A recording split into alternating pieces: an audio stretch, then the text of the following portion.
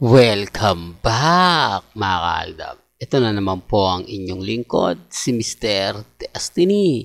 At magbibigay po tayo ng pinakamainit na update po ngayon sa social media. Ito po yung pinaka-latest at talagang trending na trending po sa Instagram, sa Twitter at siyempre sa Facebook, mga kaaldab.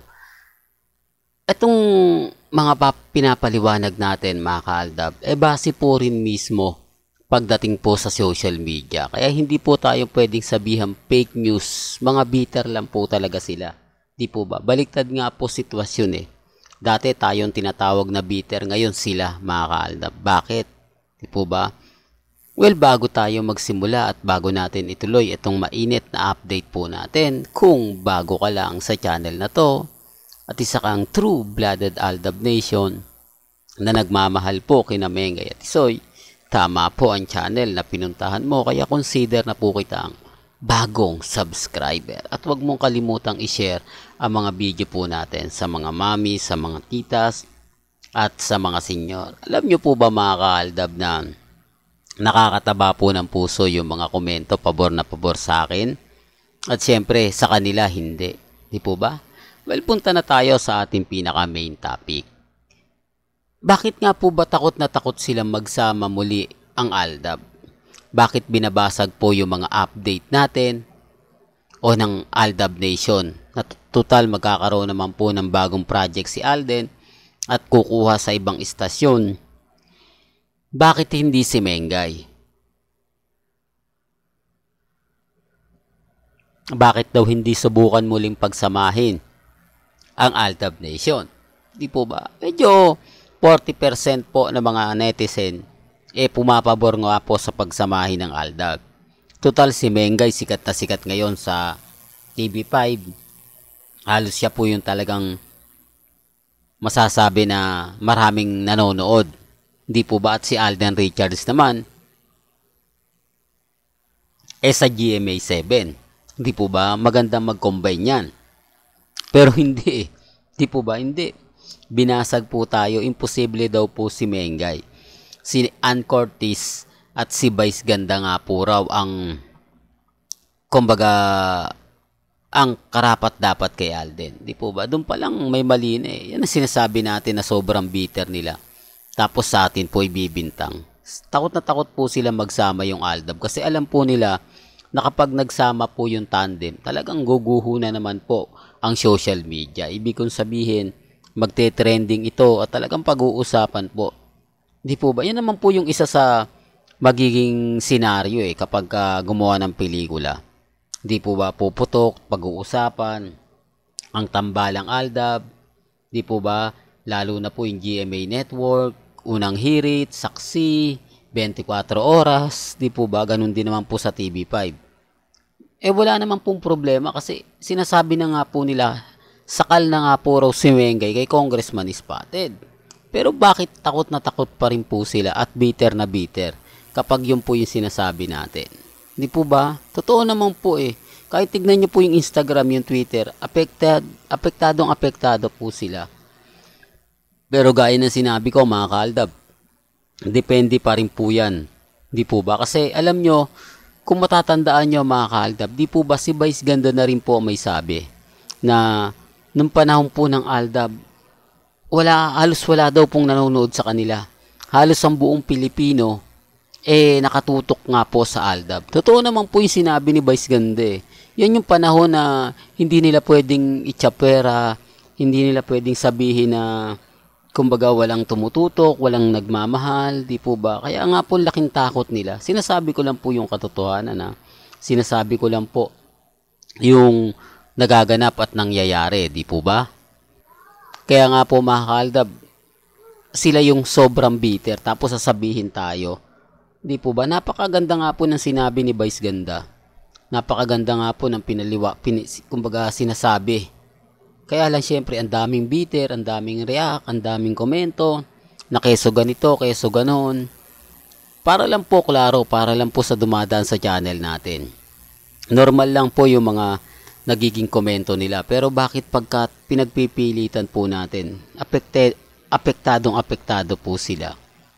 Di po ba? Bakit nga po? Napakasimpleng tanong, bakit ayaw? Anong rason? Anong dahilan? Bigyan tayo ng pinakamagandang kumbaga sagot. Di po ba? Imposible naman hindi suportahan ng Aldab yan. Imposible naman po na hindi suportahan yan ng buong fandom. Di po ba? Mapa-international man. Talagang magpapadala pa po yan dito sa Pilipinas ng pera para sa mga kamag-anak po nila para lang panoorin at suportahan ang pelikula nila Mengay at Tisoy. Real talk to mga ka-Aldab ba? Totoo po yung sinasabi ko. Although hindi ko kayo pinipilit, hindi ko kayo kinukuha yung simpata ninyo para maniwala, sinasabi ko lang po yung katotohanan. Ganyan po kalakas ang fandom ng Aldab. Sinusuportahan kahit sa ibang bansa, kahit po sa saang parte ng bansa basta nararating ng Aldab. Sumusuporta po 101%. Di po ba? Totoo naman po Pero sabi ko, depende na lang po sa pananaw ninyo. Well, eto naman pong pinakahuling episode na ni Alden Richards sa Magpakailanman talagang inaabangan na. Dahil, kumbaga, sabi ko nga po, sobrang drama daw po nito. Talagang iiyak po kayo. Kumbaga, makakaramdam kayo ng pighati. Pagkatapos nga po raw nito, eto na nga po yung isusunod na, ipalalabas na nga po sa buong sinihan, mga ka-Aldab, ang pelikula ni Julia Montes at Alden Richards. Marami po talaga nag-aabang nito. Kailan ba nga po ba Mr. Destiny? Ito na po, pagkatapos po ng August, itong September, ipopromote na po nila. Sasabihin na po nila kung anong araw, anong petsa ng September ipalalabas ang pelikula nila Julia Montes. Sabi ko nga po sa inyo, pagkatapos naman po nito, September, ipopromote naman po nila ni Sharon Cuneta yung pelikula nila na kung saan nga po kasali sa Manila Film Festival. Marami tuloy nagdududa ngayon, kikita pa po kaya yung mga sinihan sa Manila Film Festival, gayong maraming producer na ang hindi na gumagawa pa ng pelikula. Totoo naman po di po ba? I-remind ko lang po sa inyo yung pelikula ni Vice Ganda na kung saan nga po may kasama niya si Ivana Alawi. Hindi nga po daw nag-trending. Although sabihin na natin na maraming nanood sa teaser. Pero actual po wala Lugi daw po mga ka-Aldab. Kaya nga po hindi na mainga muna si Vice Ganda at hindi nga muna gumawa ng pelikula dahil kumbaga, nakaramdam daw po ito ng hindi kaaya-aya. Ibig kong sabihin, sa tagal niya sa showbiz, sa bagay pandemic po talaga. Kaya nga po yung mga ilang producer, naglaylo na, real talk to mga ka-Aldab hindi to gawa-gawa lang. Baka sabihin nyo, ang daming producer nga kumita. Para lang po sa kaalaman ng lahat. Para lang po klaro kayo. Pati po sa Summer Fest, wala po talaga. Yung mga pelikula ni Catherine Bernardo, tsaka ni Daniel Padilla at mga ibang artista hindi po talaga kumita. Sinasabi ko lang po yung katotohanan baka may mag-react diyan, baka may magkomento nako si Mr. Destiny mahilig mag-imbento yan, di po ba? Hindi lang po talaga nila alam. I-remind ko, maraming producer po ang mga nalugi nung nakaraang Manila Film Festival at yung Summer Fest. Real talk to mga ka-Aldab. Kahit po siguro sasabihin nila, wala naman kami nababalitaan, hindi naman po sisigaw ng producer yan Hindi naman po sasabihin ng producer na nalugi ako. Di po ba? Mamantakin nyo kasi mga ka-Aldab, pinanood ko yung pelikula ni Joey De Leon at ni Tony Gonzaga. Napakaganda naman po, in fairness. Ang problema lang po mga ka-Aldab, yung producer hindi talaga kumita. Although umani ng maraming award. Di po ba? Kumbaga nakakuha ng mga magandang, pero sabi nga po ng producer, aanhin niya yon kung yung pera naman po talagang napakalaki na wala. Totoo naman po mga ka-Aldab Kaya yung ibang producer hindi na rin gumagawa.